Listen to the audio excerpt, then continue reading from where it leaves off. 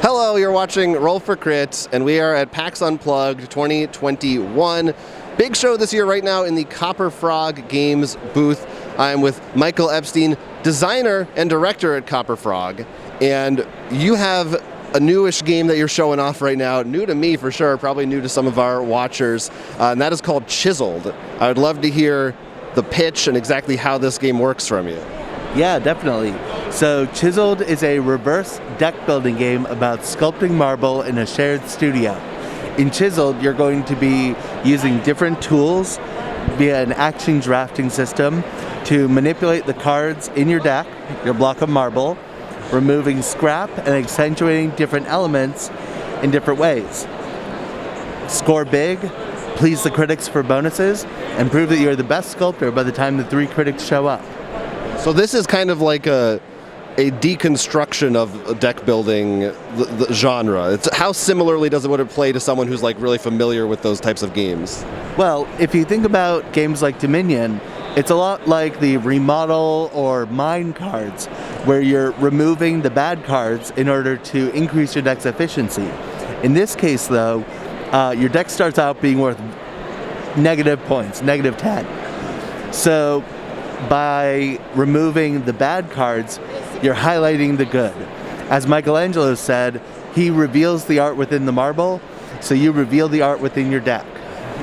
I love the concept. I mean, to me, the best part of deck building is thinning your deck. That's the most fun part of it. Yep. Is all the sculptures in the game, are they like based on real actual sculptures? How's the artwork done? So all the artwork is original. Some of it's definitely inspired by some of the more famous sculptures, but not super directly. We're not like tracing or anything. We work with Tatiana Quigley, who is featured as one of the critics. In fact, all of the critics featured in the game are people who have worked with Copper Frog Games on design and art. Cool. Yeah, so you are constructing original works of art. You're not just. So it's always nice when you see like classical art in a game, but it's also pretty cool to actually get a brand new thing you can see. Oh yes, definitely. And there's always influences, of course. Venus de Milo, David. But I feel like since it's a very abstracted system of building your sculpture, it allows people to feel like they're a little more in control and in the driver's seat of the action. Right. You don't feel like you have to confine yourself to a template that's already in place. Exactly. Not to mention, it also allows people to feel like they are making something, which I think is very integral as an emotional driving force in games. Yeah, we always love if at the end of a game, whether you win or lose, you kind of feel like you can look at what you've done and feel good about it. That's always satisfying. I think that's why engine builders and deck builders are so popular. Yeah, for sure. Now, Chiseled, is this available widely for people to buy right now or just at the show? Yes, it is. So it is in distribution, so buy it at your local hobby store or via the Grand Gamers Guild website. We co-published with them after our Kickstarter, and we're happy to have it in stores and on shelves and in tables. Yeah, always good to have your games out there for people to play.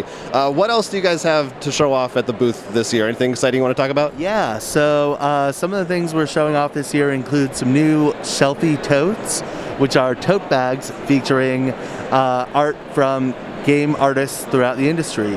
I did one, the artist for Aegis Combining Robots did one, former artist at Goliath Games did one. And they're really cute, but they also hold a ton of games. They're meant to fit inside of a Calyx-sized organizer, and they hold a whole Calyx flat. Got to look at them before, and it's surprising when you open it how wide it actually gets. It really does hold a lot. 13-inch square bottom, able to hold like 5 or 6 copies of Ticket to Ride or Dominion.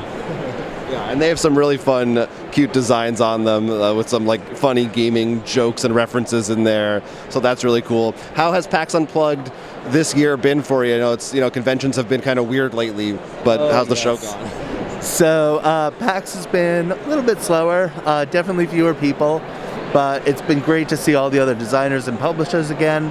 A lot of great friends have stopped by, and it's just nice to be back. It is. It's good to be here. I think the show's been going well. I'm glad it's been successful for you. Thank you. Yeah. So thank you for talking to us. Thanks for taking a minute to hang out with us. And again, Chiseled is the game, available now, so look into that, check it out. I'm excited to try to play it. And check out more of Copper Frog Games stuff at Copper Frog's website. What would your website be?